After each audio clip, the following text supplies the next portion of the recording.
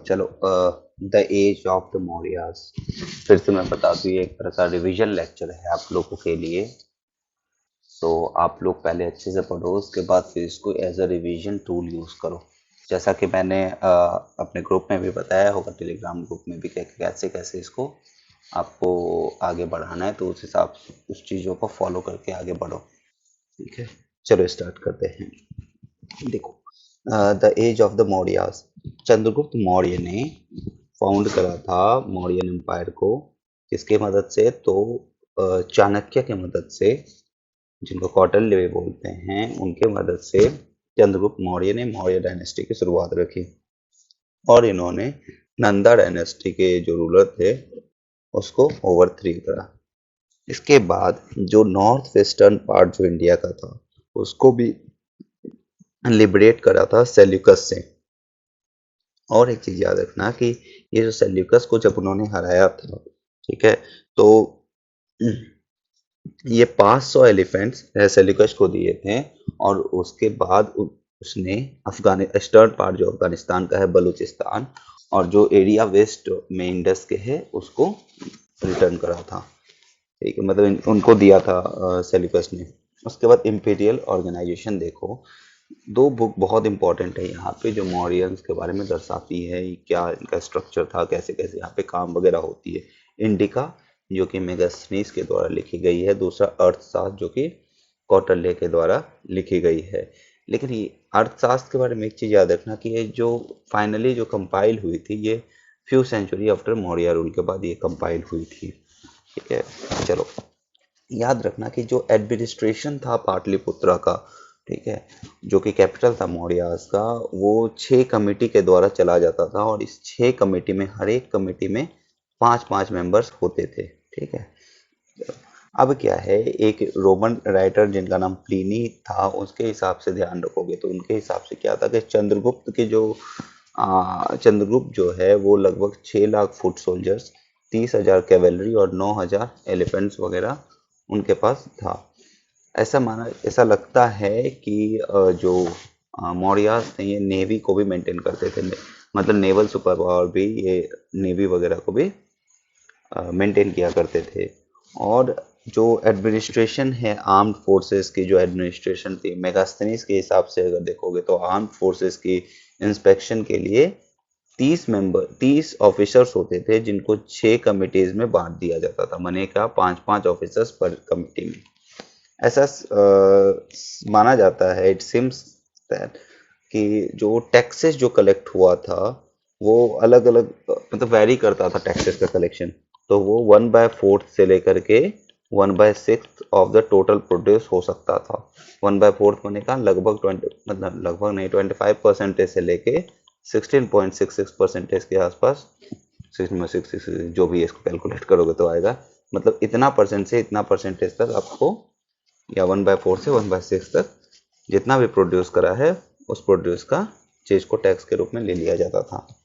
ठीक है, अब ये मत बोलने लगना कि कहीं कहीं 16.67 होता है, 16.6666 होता है, इसको अपने हिसाब से कैलकुलेट कर लो। चलो ठीक है, दो, हाँ देखो, एक चीज याद रखना, उनके टाइम पे इरिगेशन फैसिलिटीज भी दी जाती थी, और जिनको इरिगेशन फैसिलिटीज प्रोवाइड की जाती थी उसको पैसे स्टेट को देने पड़ते थे। स्टेट हैड टू पे फॉर इट।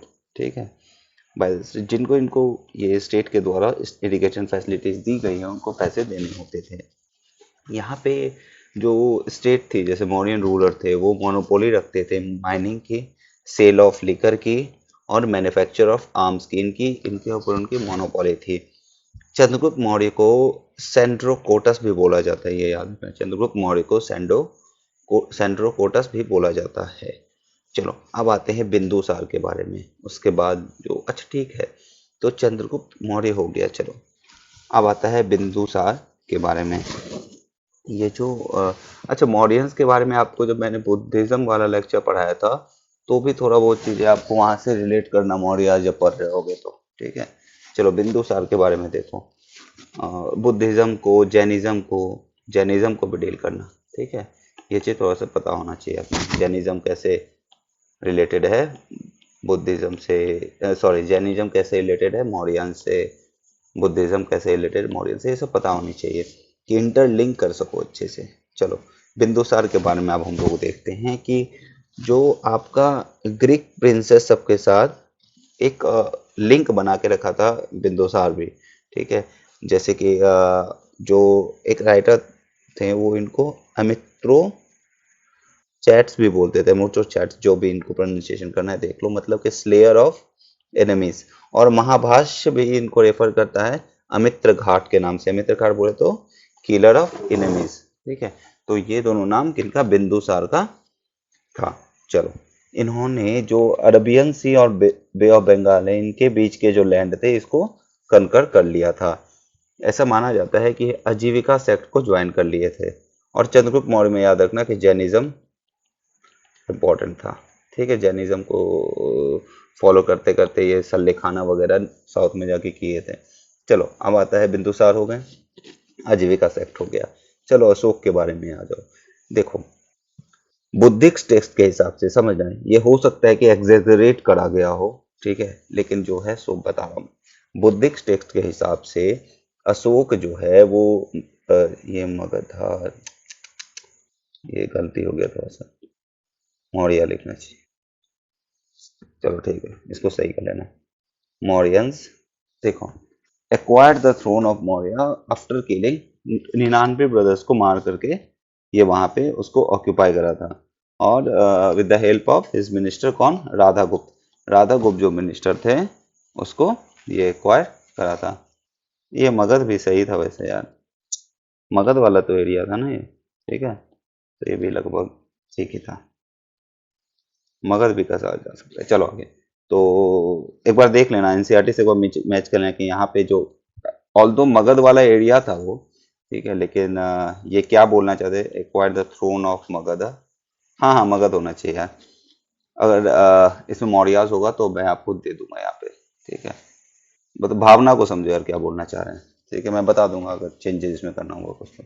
अभी मगध मान लो इसको।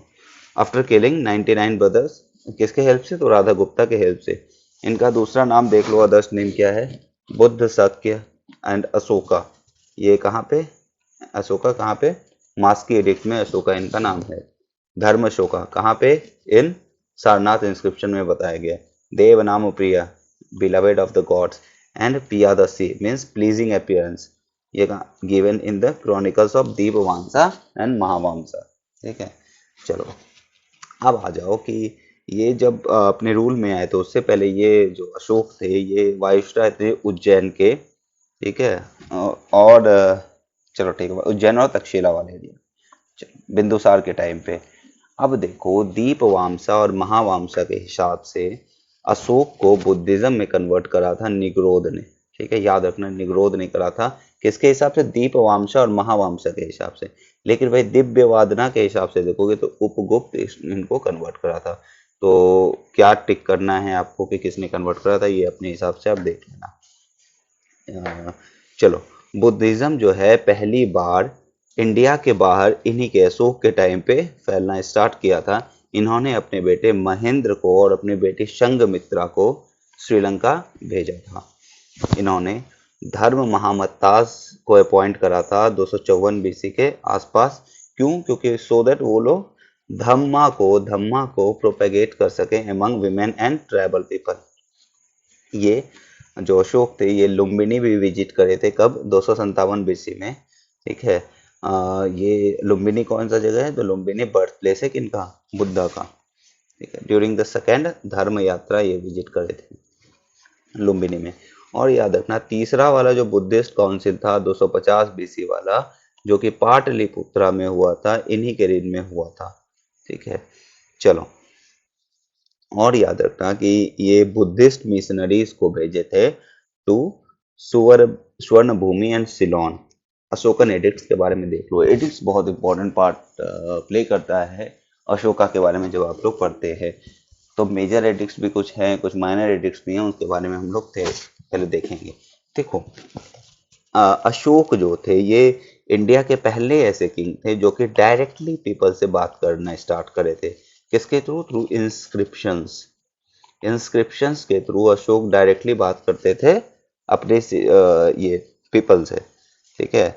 उसके बाद ये जो आपका जो अशोकन एडिक्ट था, ये जैसे रॉक है ना, तो रॉक के ऊपर इनग्रेव होता था, engraved on the rock, on polish stone पे भी हो सकता था, माउंटेड बाय कैपिटल होती थी। अब एक ऐसा करो ना, आप लोग क्या करना, अभी एक बार अभी के बाद आप लोग एडिट्स की फोटोज देखना एक बार कि कैसा होता था, लंबा किस टाइप से उसका स्ट्रक्चर होते थे, उनमें कैपिटल कौन सा पार्ट है, कैपिटल किसको बोलते हैं, ठीक है। ये सब एक बार देखना, एक बार अच्छे से फोटोज देखोगे तो ज्यादा क्लियर होगी, ठीक है। तो इसको देखना अच्छे से। चलो, अब ये हो गया। उसके बाद देखो, ये जो नोट्स टाइप का जो प्रोवाइड किया जा रहा है, ये RS शर्मा का भी नोट्स है, और भी कहीं कहीं से मैंने बहुत कुछ को इंक्लूड करा है। तो इसको अच्छे से देखने का कोशिश करना और समझना, प्रीलिम्स पॉइंट ऑफ व्यू से भी, मेंस पॉइंट ऑफ व्यू से भी। मेंस के लिए तो आपको लिखा लिखी आंसर के हिसाब से मिल जा रहा है ये, कि आपको कैसे कैसे मेंस में यहाँ से पॉइंट उठा कर लिखना है, ये आप यहाँ से देख लें। चलो, अब जो इंस्क्रिप्शंस थी अशोका के टाइम पे, वो जनरली प्राकृत लैंग्वेज में थी और ब्राह्मी स्क्रिप्ट में लिखे जाते थे। अब लैंग्वेज और स्क्रिप्ट में क्या होता है अंतर, देखो क्या होता है। जैसे कि मैं आपसे अभी बात कर रहा हूँ, अभी बात कर रहा हूँ, ये जैसे मैंने लिखा, ठीक है। तो इसमें क्या है, लैंग्वेज तो आपका हिंदी है, लैंग्वेज हिंदी है। देखो, जैसे कि मैं आपसे अभी बात कर रहा हूँ, ये कौन सा लैंग्वेज, ये हिंदी है, लेकिन स्क्रिप्ट कोई दूसरा यूज हुआ है, इंग्लिश वाला स्क्रिप्ट हमने यूज कर दिया है। उसी तरह से देखो, हाउ, मतलब कि मान लो कुछ भी, हाउ आर यू, हाउ, लिखने अगर नहीं आ रहा होगा तो सॉरी, हाउ आर यू, जैसे ये है। तो हाउ आर यू में क्या है, यहाँ पे तुम्हारा जो स्क्रिप्ट है ये देवनागरी है, लेकिन लैंग्वेज कौन सा है, इंग्लिश है। तो ये स्क्रिप्ट और लैंग्वेज के बीच में डिफरेंस है, थोड़ा सा देख लेना। तो इंस्क्रिप्शन जो थी वो प्राकृत लैंग्वेज में थी, लेकिन लिखा गया था ब्राह्मी स्क्रिप्ट में। लेकिन याद रखना है, सब जगह ऐसा नहीं था। नॉर्थ वेस्टर्न पार्ट्स में यही चीज खरोस्ती स्क्रिप्ट में था, और नॉर्थ वेस्टर्न पार्ट में खरोस्ती स्क्रिप्ट में था। वही अगर देखो तो कंधार जो कि अफगानिस्तान वाला पार्ट है, they were written in Aramaic in Greek script and Greek language, ठीक है। तो ये सब बहुत सारे लैंग्वेजेस वगैरह यूज हो रहे थे, लेकिन बहुत ज्यादा यूज हुआ है सब प्राकृत लैंग्वेज, ठीक है। चलो, अगर ऐसा कहते कि only Prakrit language where used in the inscriptions of Ashoka, तो ये स्टेटमेंट करेक्ट होगा गलत होगा, तो गलत होगा। उसके बाद अगर ये आ जाएगा, mainly mainly Prakrit language has been used in the Ashokan inscriptions except certain places, तो ये स्टेटमेंट आपका सही हो जाएगा। चलो, इम्पैक्ट ऑफ कलिंगा वॉर के बारे में देखो, क्या हुआ था ना।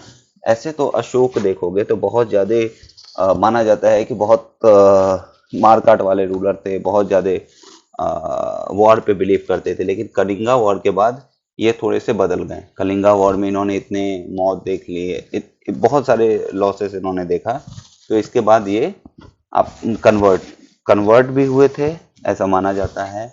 और ये थोड़े से शांत स्वभाव के भी हो गए थे। देखो, जैसे ही कलिंगा और जैसे ही इनको एक्सेशन ये जब बने, ये जब थ्रोन पे आए थे, तो सबसे मेजर वॉर था, एक मेजर वॉर था जो ये जीते, तो वो था कलिंगा वॉर, ठीक है। इनके हिसाब से, अकॉर्डिंग टू हिम, इन्हीं के हिसाब से 1 लाख पीपल, आप जब एनसीईआरटी पढ़ोगे तो आपको कुछ कुछ चीजें दिखेगा, जो जो मैं अभी बता रहा हूँ वो उससे आप ज्यादा रिलेट कर सकते हो। तो इनके हिसाब से 1 लाख पीपल मारे गए थे in the war, 1.5 lakh prisoners के रूप में लिए गए थे। ये जो है, he abandon the policy of physical occupation in favour of the policy of cultural conquest. मतलब क्या, जो फिजिकली आप जो जाके सब जगह ऑक्यूपाई कर रहे हो वॉर वगैरह के रूप में, तो इसको आप नहीं यूज करेंगे, बल्कि कल्चरल कॉन्क्वेस्ट करेंगे। कल्चरल कॉन्क्वेस्ट करेंगे मतलब प्यार से करेंगे, पीस के रूप में कॉन्क्वेस्ट करेंगे। In another word, bheri ghosha to dhamma ghosha, मतलब कि भेरी घोषा से, मतलब कि ये जो फिजिकल ऑक्यूपेशन वगैरह सब था, जो दूसरे दूसरे मीन से करते थे, उसको आप रिप्लेस कर देंगे धम्म घोषा से, मतलब धम्मा के थ्रू ये अपने आइडियाज को प्रोपेगेट करके ये पॉलिसी अपनाएंगे ठीक है। चलो, इन्होंने अपने एम्बेसडर को ग्रीक भेजा था पीस के लिए, ठीक है, Greek kingdoms in western Asia and Greece. चलो, एक चीज याद रखना कि ऑल्दो वो पीस को फॉलो करने गए थे कलिंगा वॉर के बाद, लेकिन तब भी कलिंगा को उन्होंने रिटेन करके रखा। ऐसा नहीं कि कलिंगा को छोड़ दिया गया कि अब आप जैसे करना चाहो वैसे करो, आपके वॉर से तो हमको बहुत सारा ज्ञान की प्राप्ति हुई है, काइंड ऑफ थिंग। तो ऐसा नहीं कि आपको छोड़ दिया गया, नहीं, ये रिटेन करे थे कलिंगा को इसके बाद भी। चलो ठीक, ये सब पढ़ लेना थोड़ा बहुत तो तुमको समझ में आया कि हम क्या बताना चाह रहे हैं। याद रखना कि ऐसा कुछ भी सिचुएशन, ऐसा कहीं से भी नहीं पता चलता है कि कलिंगा वॉर के बाद जब ये पीस में बिलीव करने लगे तो भी ये आर्मी को खत्म कर दिए। ऐसा नहीं पता चलता है कि ये आर्मी को खत्म कर दिए, तो नहीं कहा जा सकता है कि ये पीस में मारने के बाद भी ये आर्मी को खत्म कर दिए थे। कुछ नहीं कहा जा सकता है इसके बारे में एज ऑफ नाउ। देखो, एक चीज याद रखना कि ऑल्दो जो है अशोक जो है ट्राइबल पीपल को बोलते थे कि आप पॉलिसी ऑफ धर्मा को एक्सेप्ट करो, फॉलो करो, लेकिन ये थ्रेट भी करते थे मीनवाइल, अगर क्या क्या रिपरकशंस हो सकता है अगर आप वायलेट करते हो रूल्स एंड सोशल ऑर्डर को। ठीक है, धर्मा को जब आप ये करते हो, जब आप अगेंस्ट जाते हो उसके, तो क्या क्या रिपरकशंस हो सकता है, ये सब चीज है। ये सब चीज भी थोड़ा सा था वहां पे। तो ये जो है एक क्लास ऑफ ऑफिसर जिनको राजुकास बोलते हैं, इसको अपॉइंट कर रहे थे, जो कि सिर्फ रिवार्ड नहीं करता था पीपल को, लेकिन बट पनिश भी करता था। रिवार्ड भी करता है, पनिश भी करता था। ठीक है, तो राजुकास बहुत इंपॉर्टेंट आपको क्लास ऑफ ऑफिसर्स हैं, who were vested with the authority of not only rewarding people but also punishing them जब जब जरूरी होता था। अब इंटरनल पॉलिसी और बुद्धिज्म के बारे में थोड़ा सा देख लो, जो कि आपको अशोका से रिलेटेड देखने को मिलेगा। अशोक जो है वो कन्वर्ट कर गए थे बुद्धिज्म में as a result of Kalinga war. ठीक है, ये अपने ऑफिशियल्स को और जो ऑफिसर्स को बोलते थे कि सब्जेक्ट को जाके बोलो, मतलब जो उनके पीपल हैं, जो उनके प्रजा है, उनको जाके बोलो कि किंग जो है उनको अपने बच्चे के रूप में देखता है। ठीक है, तो ये धर्म महामात्रास को भी अपॉइंट किए थे for propagating Dharma among various social groups including women. ये सब में धर्म को प्रोपेगेट करने के लिए ये धर्म महामात्रास को अपॉइंट करे थे। कौन? तो अशोका ने। ये जो है सर्टेन बर्ड्स को, एनिमल्स को किल करने के लिए, मारने के लिए फॉरबेट कर दिए थे और कंप्लीटली प्रोहिबिट करे थे slaughter of animals in the capital. चलो, और एक चीज याद रखना, it ordained that people should obey their parents, pay respect to Brahmanas and Buddhist monks and show mercy to slaves and servant. ये सब मेंस के लिए फॉर्डर पॉइंट्स हो सकते हैं और प्रीलिम्स में भी कुछ घुमा फिरा के क्वेश्चन आ सकता है। चलो, अशोका का जो प्लेस हिस्ट्री में अगर देखोगे तो उसका क्या है, उनके बारे में क्या हिस्ट्री में जगह है, तो फिर वो एक ग्रेटेस्ट मिशनरी रूलर के रूप में जाने जाते हैं एंशियंट वर्ल्ड में। ये जो कंट्री था उसको पॉलिटिकली यूनिफाई किए थे, पॉलिटिकल यूनिफिकेशन में बहुत ज़्यादा इनका योगदान रहा है। ये जो है रिलीजियस पॉलिसी के रूप में टॉलरेंट थे। ऑल्दो ये बुद्धिस्ट को फॉलो करते थे, लेकिन ये कभी नहीं बोलते थे कि अपने सब्जेक्ट्स को फोर्स नहीं करते थे रेदर कि आप बुद्धिस्ट में कन्वर्ट हो जाओ। ठीक है, और इसके अलावा भी वो जो दूसरे रिलीजन हैं, जो नन बुद्धिस्ट रिलीजन्स हैं या एंटी बुद्धिस्ट सेक्ट्स भी है, सोचो एक बार, नन बुद्धिस्ट तो वैसे हो गए जो बुद्धिस्ट नहीं है, लेकिन जो एंटी बुद्धिस्ट सेक्ट्स हैं जो कि बुद्धिस्ट के अगेंस्ट है, उनको भी बहुत बार गिफ्ट देते थे। Although he possessed sufficient resources and certainly maintained a huge army, he did not wage any war after the conquest of Kalinga. वही चीज मैंने थोड़ा देर पहले बताया था ना कि ये अपने जो आपका ह्यूज आर्मी वगैरह था, इसको डिसबैंडेड नहीं कहते। ऑल्दो इनके पास ये सब आर्मी वगैरह सब थी, लेकिन तब भी कलिंगा वॉर के बाद कोई भी ये वॉर नहीं लड़े थे। ठीक है, देखो, अब ऐसा है कि इनका जो पॉलिसी था अशोक का, ये एवर लास्टिंग नहीं था, बहुत टाइम तक लास्ट नहीं किया। ठीक है, क्योंकि इनके जो वाइस राइज थे वैसा से ये इस वाले पॉलिसी से हो सकता है ज़्यादा दिन तक इम्प्रेस नहीं रहे। सिमिलरली जो पॉलिसी था, ये जो नेबर्स वगैरह था, इनको कन्वर्ट नहीं कर सके। ठीक है, तो ये सब चीज़ें हैं कन्वर्ट नहीं कर पाए, who swooped on the north western frontier. देखो नॉर्थ वेस्टर्न फ्रंटियर जो था, जिसके थ्रू आने लगे थे 25 साल के बाद ही, जब अशोक का रूल खत्म हुआ तो 25 साल के आसपास बाद ही नॉर्थ वेस्टर्न एरिया से आदमी लोग, जो दूसरे जो नॉर्थ फ्रंटियर वाले एरिया हैं, उनसे फॉरेनर्स वगैरह एंट्री करने लगे, और इसको भी ये लोग नहीं कर पाए कुछ। ये जो नॉर्थ वेस्टर्न फ्रंटियर वाला एरिया था, इसको भी ये लोग कंट्रोल नहीं कर पाए, तो कहा जा सकता है कि लॉन्ग लास्टिंग इनकी पॉलिसी नहीं रही थी। तो अब कुछ कुछ फैक्चुअल इन्फॉर्मेशन देख लो। 14 मेजर रॉक एडिक्ट्स हैं, 14 मेजर रॉक एडिक्ट्स हैं। यहाँ पे कुछ मेजर रॉक एडिक्ट्स के बारे में दिया हुआ है, आपको जो स्क्रीनशॉट लेना है तो स्क्रीनशॉट ले लो। जैसे रॉक नंबर एडिक्ट में 1 में क्या है, प्रोहिबिट एनिमल स्लॉटर हो गया, 2 में प्लांटिंग मेडिसिनल हर्ब्स है। इसी तरह से अलग अलग एडिक्ट्स में लिखा हुआ है, इसी तरह से 14 तक देखने का कोशिश करना, याद करने का कोशिश करो। इंपॉर्टेंट जैसे उसको तो कम से कम पक्का से याद कर लो। उसके बाद माइनर रॉक एडिक्ट्स भी कुछ थे, जो कि आपको जो सदर्न वाला पार्ट है और जो सेंट्रल इंडिया वाला जो थोड़ा बहुत पार्ट्स है, इसमें अभी भी आपको माइनर रॉक एडिक्ट्स मिलेंगे। ठीक है, ये जो है पर्सनल हिस्ट्री ऑफ अशोका हो गया, समरी ऑफ धम्मा के बारे में हाईलाइट करते हैं। अब देखोगे कि एक एडिक्ट है जो खानदार में मिला है, वो बाइलिंगुअल है। ठीक है, कौन बाइलिंगुअल है तो कौन कौन सा लैंग्वेज है, तो ग्रीक और अरामिक लैंग्वेज है। और माइनर रॉक एडिक्ट जो 3 वाला है, जो कि बैरात में है, is stress to Buddhist clergy. ये सब याद करना होगा, कोई ऑप्शन नहीं है। The title most commonly adopted by Ashoka in his edicts is कौन सा है, देव नाम प्रियदर्शी, मतलब बिलवेड ऑफ द गॉड्स। फिर यहाँ पे कुछ कुछ माइनर रॉक एडिक्ट्स हैं, उनके लोकेशन हैं, ये देखना होगा तो एक बार अच्छे से देख लो। ठीक है, स्क्रीनशॉट लेना है तो ले लो। चलो आगे बढ़ते हैं। उसके बाद मेजर पिलर एडिक्ट्स हो गए, 7 है नंबर में। ठीक है, तो अच्छा ये कंफ्यूज मत होना, ये देखो मैं क्या कर रहा, ये देखो मेजर पिलर एडिक्ट्स हैं, ऊपर क्या था, रॉक एडिक्ट्स था। ठीक है, तो ये सब थोड़ा सा कंफ्यूजन मत रखना कि यार मेजर पिलर अलग है, पिलर कहीं लिखा रहता है, कहीं रॉक लिखा हुआ है, तो दोनों अलग हैं। रॉक एडिक्ट्स अलग होते हैं, पिलर एडिक्ट्स अलग होते हैं। चलो देखो, ये सब कुछ कुछ चीज़ें मैंने लिख दी है, इसको एक बार देख लेना। फैक्चुअल इन्फॉर्मेशन है, एक बार याद करना होगा तो याद कर लेना। चलो माइनर पिलर एडिक्ट्स के बारे में देख लो। ये जो माइनर पिलर एडिक्ट्स थे, ये बेसिकली लीगल अनाउंसमेंट्स थे अशोका का और हाईलाइट करते थे अशोका का ऑब्सेशन विद धम्मा। जो धम्मा के साथ उनका जो ऑब्सेशन था, इनको हाईलाइट करते थे। जैसे कुछ एरियाज देख लो जहाँ पे माइनर पिलर एडिक्ट्स हैं या मिले थे इलाहाबाद, सांची, सरनाथ, अभी नहीं पता है कि नहीं है, नॉट सो श्योर।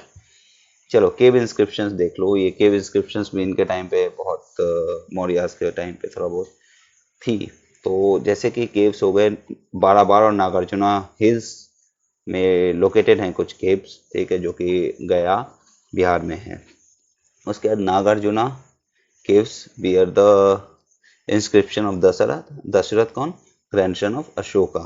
ठीक है, बाराबार केव्स जो ग्रुप ऑफ केव्स है, उसमें 4 केव्स है, जिसमें से 3 केव्स जो हैं bear the inscriptions of Ashoka, और उसके the names of these caves are Karna Chaupar cave, Sudama cave, Lomas Rishi caves. ठीक है, these caves were donated to Ajivika Monks.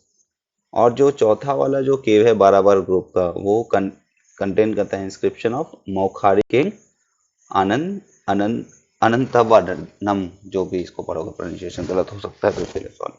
चलो बाराबार हिल्स के बारे में देखो। इसको बाराबार हिल्स को जो है आपको और भी बहुत सारे नाम से बोला जाता है, जैसे खालातिका हिल्स हो गया, प्रवारा हिल्स हो गया, गोरखगिरी हिल्स हो गया। यहाँ पे कुछ कुछ जो मौर्यंस के टाइम पे ऑफिशियल्स थे, उनका नाम है, और उनके रेस्पेक्ट में जो पोस्ट होल्ड करते थे, जैसे पुरोहिता चीफ प्रीस्ट हो गया, सेनापति कमांडर इन चीफ हो गया। तो इसी तरह से आप इसका स्क्रीनशॉट ले लो। ठीक है, नेम ऑफ ऑफिशियल्स और पोस्ट का, ये सब फैक्चुअल इन्फॉर्मेशन है जो आपको इम्पोर्टेंट काम में आ सकती है एग्जाम में। मैं यहाँ पे RS शर्मा सर की बुक को बहुत थोड़ा सा डिटेल में कवर कर रहा हूँ, उसके साथ साथ मैं कहीं और से भी फैक्चुअल इन्फॉर्मेशन उठा रहा हूँ। तो आप लोग इसको अच्छे से देखो, अच्छे से रिवीजन के रूप में यूज़ करो। चलो जैन टेक्स्ट के बारे में अगर देखोगे तो जैन टेक्स्ट जो हैं वो बोलते हैं कि चंद्रगुप्त मौर्य जो है वो जैनिज्म को अडॉप्ट करे थे, और वो हिल्स ऑफ श्रवण बेलगोला में गए थे, जो कि नियर मैसूर है। किसके साथ? तो भद्रबाहु के साथ। और वहां पे सल्ले खाना इन्होंने कमिट करा था। सल्ले खाना क्या होता है? डेथ ऑफ स्लो स्टार्वेशन, मतलब कि मतलब कि कोई भी आदमी देखो, अगर वो स्लो स्लो रूप में स्टार्वेशन कर रहा है, मतलब भूखा ही रह रहा है स्लोली, तो ये इसके कारण डेथ हो जाता है। तो स्लो स्टार्वेशन के कारण डेथ, सल्ले खाना। उसके बाद जो लास्ट रूलर था मौर्य डायनेस्टी का, वो था बृहद्रथ। वो थे Brihadratha. Last ruler of Maurya dynasty कौन थे? बृहद्रथ थे। तो और यहाँ पे देखो, ये आपका एम्पायर है, प्रोविंस है, डिविजन्स है, डिस्ट्रिक्ट्स हैं, विलेज है। तो ये देख लेना थोड़ा सा, ये थोड़ा सा। अच्छा, विलेज ग्रुप्स है, उसके बाद विलेज है। तो ये किस तरह से मौर्यन एम्पायर डिस्ट्रीब्यूटेड थी। ठीक है, तो ये सब आपको देखने को मिलेगा। इसके अलावा आप देखना थोड़ा सा सप्तंग राज्य, मतलब कि 7 पार्ट में राज्य को कैसे बांटा गया था। ये यहाँ पे आपको दिखाया गया है। जैसे कि सबसे ऊपर हो गया स्वामी, उसके बाद अमत्या हो गया, उसके बाद जनपद हो गया, दुर्ग हो गया, कोश हो गया, दंडबाला हो, दंडा या बाला जस्टिस हो गया, उसके बाद मित्र हो गया। तो ये सप्तांग राज्य बहुत इंपॉर्टेंट है मौर्यास को लेकर के। ये सब आप अगर मेंस के आंसर राइटिंग में लिखते हो तो ये बहुत कामदार हो सकता है। उसके बाद और भी कुछ ऑफिशियल्स हैं, उनके उनके बारे में देख लो। धर्मस्थास हो गया, जैसे ये सब चीज़ें, तो ये सब चीज़ का स्क्रीनशॉट ले लो। ये सब आपको याद करनी होगी। ठीक है। उसके बाद मौर्यन एम्पायर का टैक्स स्ट्रक्चर देख लो और गवर्नेंस देख लो। इसका भी स्क्रीनशॉट ले लो, तो लेना चाहो तो ले सकते हो। जैसे टैक्स स्ट्रक्चर, बाली, भाग, हिरण्य, शुल्क, कर्व, पिंडाकरा क्या होता है ये दिख जाएगा। और गवर्न बाय समहारत्री, संविधात्री, ये सब आपको दिख जाएगा। ये देखो, गवर्न बाय, ये सब स्क्रीनशॉट ले लो, समझ में आ जाएगा। और टैक्स जो एग्जाम्प्ट थे किनके लिए? ब्राह्मणास हो गया, विमेन हो गया, चिल्ड्रन हो गया, आर्मरर्स हो गया, ब्लाइंड हो गया, डीफ हो गया, अदर फिजिकल डिसेबल, ये सब स्क्रीनशॉट ले लो। ठीक है। और अच्छे से आप लोग पढ़ते रहो इसको, रिवीजन लेक्चर की तरह यूज करो। चलो ठीक है, थैंक यू।